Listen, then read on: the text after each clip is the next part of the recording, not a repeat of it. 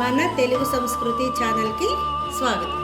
బాలలు, ఈరోజు మనం 6వ తరగతి విలువల విద్యలో యోగ్యతకే అధికారం అనే శీర్షికలో ఉన్నటువంటి 2వ పద్యాన్ని గురించి తెలుసుకుందాం. పద్యాన్ని వినండి.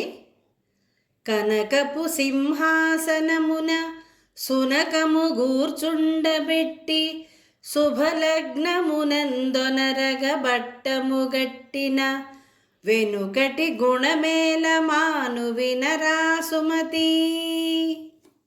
కనకపు సింహాసనము. కనకము అంటే బంగారం, బంగారం సింహాసనం అని అర్థం. సునకము అంటే కుక్క అని అర్థం. పట్టము కట్టడం అంటే పట్టాభిషేకం చేయటం. ఓ సుమతి, కుక్కను తెచ్చి మంచి ముహూర్తం చూసి బంగారపు సింహాసనంపై కూర్చోబెట్టి పట్టాభిషేకము చేసినా దాని బుద్ధి ఎలా మారదో అలా చెడ్డవాడికి మంచి పదవిని ఇచ్చి ఎంత గౌరవంగా చూసినా వాడు తన చెడు బుద్ధిని వదలడు అని ఈ పద్యం యొక్క భావం.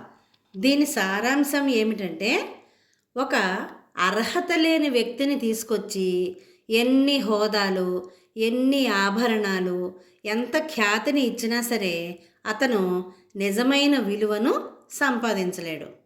పద్యంలో చూపించినట్లుగా ఒక సునకాన్ని, సునకము అంటే ఏం చెప్పుకున్నాం అర్థం?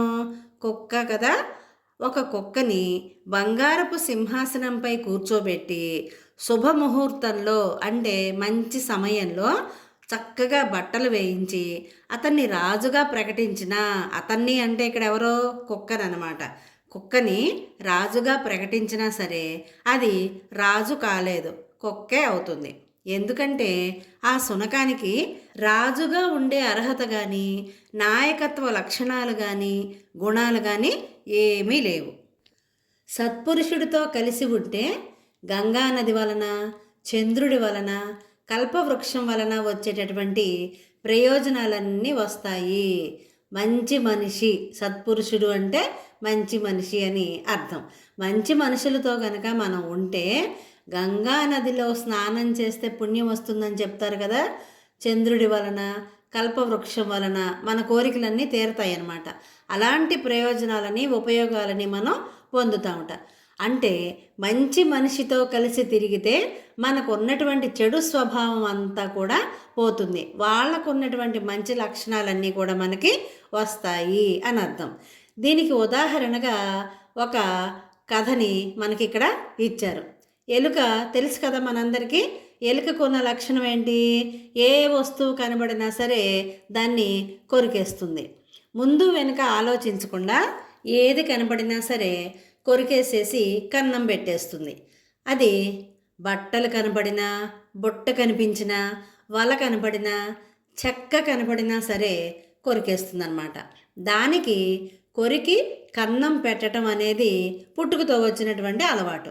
ఈ అలవాటు కారణం చేతనే ఒక ఎలుక ఎలా తొందరపాటుతో ఏది పడితే అది కొరికేసి కన్నం పెట్టడం, దానివల్ల ఎలాంటి ఆపదలో పడిందో ఇప్పుడు తెలుసుకుందాం. ముప్పు అంటే ఆపద అని అర్థం. ఒక వ్యక్తి ఒక పెద్ద త్రాచుపామును పట్టుకుని ఒక వెదురు బుట్టలో పెట్టి పెద్ద మూతని పెట్టాడట.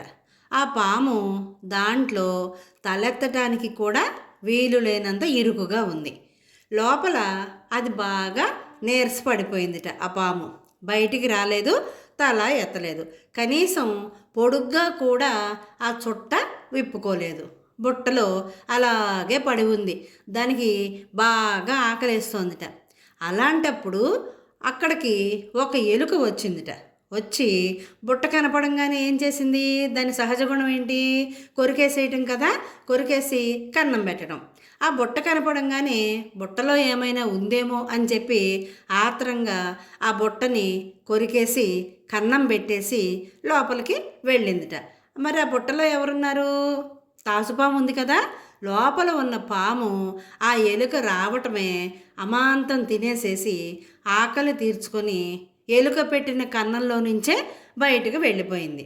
చూడండి, అనవసరంగా వచ్చి బుట్టకి కన్నం పెట్టి దాని లోపలికి వెళ్ళి ప్రాణాలు పోగొట్టుకుంది ఆ ఎలుక.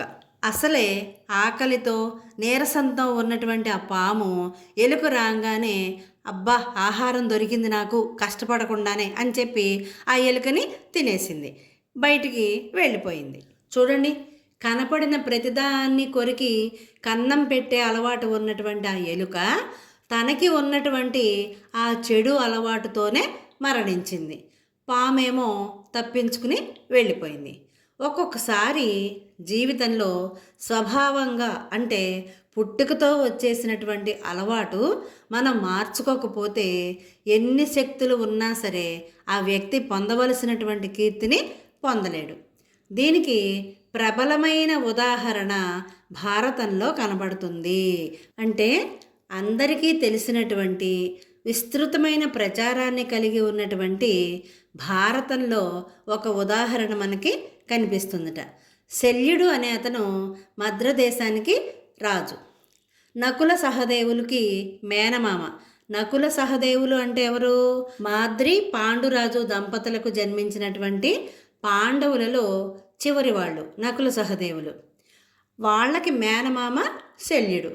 మహాభారత యుద్ధం ప్రారంభమవుతుంటే పాండవులకు అంటే మేనల్లుళ్లకు సహాయం చేయటానికని చెప్పి మద్రదేశం నుంచి బయలుదేరి వస్తున్నట్ట శల్యుడు. కానీ ఇతనికి ఒక బలహీనత ఉందిట. ఏమిటది? పొగిడితే చాలు ఎవరికైనా సరే లొంగిపోతాడట. ఆ విషయం తెలుసుకున్నటువంటి దుర్యోధనుడు పొగడ్తలతో అతన్ని ముంచెత్తి కౌరవుల పక్షాన ఉండేలాగా చేసుకున్నట్ట. అలా పొగడ్తలకి లొంగిపోయి ఇంకా పొగడ్తలు కావాలని కోరుకుని యుద్ధంలో తన ప్రతిభను చూపలేకపోయాడట. ఎవరు? శల్యుడు.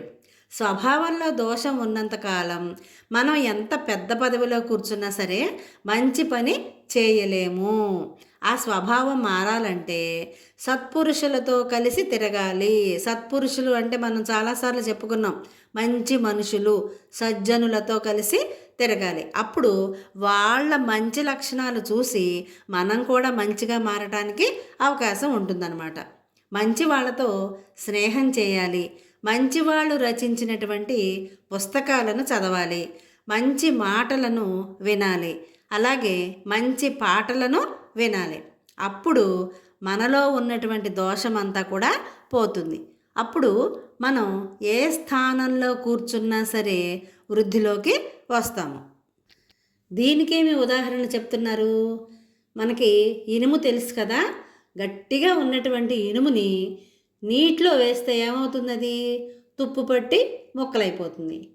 అదే ఇనుముని అగ్నిలో వేసామనుకోండి, అది కాలి మనం ఏ ఆకారంలోకి వంచాలి అనుకుంటే ఆ ఆకారంలోకి మారి మనకి పనికి ఉపయోగించే సాధనంలాగా మారుతుంది. మంచి పనిముట్టు అవుతుందన్నమాట. కనుక మంచి సహవాసాలు చేసి పుట్టుకతో స్వభావంలో ఉన్నటువంటి దోషాలను సరిదిద్దుకుంటే కీర్తివంతులై ఎవరైనా సరే వృద్ధిలోనికి వస్తారు. మీరు కూడా మంచి లక్షణాలతోటి వృద్ధిలోకి రావాలని కోరుకుంటున్నాం. దీంట్లో మనం నేర్చుకోవలసిన విలువలు ఏమిటి? పుట్టుకతో వచ్చిన స్వభావం ఎలా ఉన్నా మంచి వ్యక్తుల సాన్నిహిత్యంతో మార్చుకోవాలి. ఒకవేళ మనలో చెడు గుణాలు చెడు లక్షణాలు ఉన్నాయనుకోండి, మనం మంచి వాళ్ళతో స్నేహం చేస్తే మనలో ఉన్న చెడు లక్షణాలన్నీ పోయి మంచి వాళ్ళతో స్నేహం చేస్తున్నాం కాబట్టి వాళ్ళ మంచి లక్షణాలు మనకి వస్తాయి. కష్టపడి పనిచేసే స్వభావాన్ని ఖచ్చితంగా నేర్చుకోవాలి. ఈ మధ్యకాలంలో అసలు కష్టపడటానికి ఎవ్వరు కూడా సిద్ధంగా లేరు, ఇష్టపడటం లేదు. అన్నీ ఉచితంగా తీసుకోవడానికి అలవాటు పడుతున్నారు. కానీ కష్టపడి సంపాదించాలి అనేటటువంటి కోరిక యువతలో ముఖ్యంగా అస్సలు కనిపించటం లేదు. కానీ కష్టపడి పనిచేసే స్వభావాన్ని నేర్చుకోవాలి. మంచి ఫలితం రావాలంటే చాలా సమయం పడుతుంది. దానికోసం సహనంతో వేచి ఉండాలి. కొంతమంది విపరీతమైన అసహనంతో తాము బాధపడుతూ ఉంటారు, తమ చుట్టుపక్కల ఉన్న వాళ్ళందరినీ కూడా బాధ పెడుతూ ఉంటారు. కానీ సహనం అనేది మనిషికి అసలైన ఆభరణం లాంటిది. ప్రతి ఒక్కళ్ళు కూడా మంచి ఫలితం రావాలంటే మన ప్రయత్నం మనం చెయ్యాలి. సమయం పడుతుంది దానికి. దానికోసం సహనంతో మనం వేచి చూడాలి. ఈ లక్షణాలన్నీ కూడా మనం నేర్చుకోవలసినవన్నమాట. ఇక్కడ తెలుసుకుందాం అనే శీర్షికలో ఒక పేరా ఇచ్చాడు, చూద్దామా. మహాభారతంలో శల్యుడు ఒక కీలకమైనటువంటి అంటే ముఖ్యమైనటువంటి పాత్ర. శల్యుడు మంచి యుద్ధ ప్రావీణ్యం కలవాడు. నకుల సహదేవులకు మేనమామ అయినటువంటి శల్యుడు పాండవుల పక్షాన నిలబడ్డాడు. అయితే దుర్యోధనుడు ఏం చేశాడు? అతనిని బాగా పొగిడి వాళ్ళ వైపు అంటే కౌరవుల వైపు మళ్ళించాడు. కర్ణుడికి రథసారథిగా ఉన్నాడు. ఆ తరువాత కౌరవ సైన్యానికి అధిపతిగా కూడా వ్యవహరించాడు శల్యుడు. పాండవుల పట్ల అతనికి సానుకూల భావన ఉన్నప్పటికీ అంటే మంచి భావన ఉన్నప్పటికీ కూడా పొగడ్తలకి లొంగిపోయి ఎవరు పొగిడారు?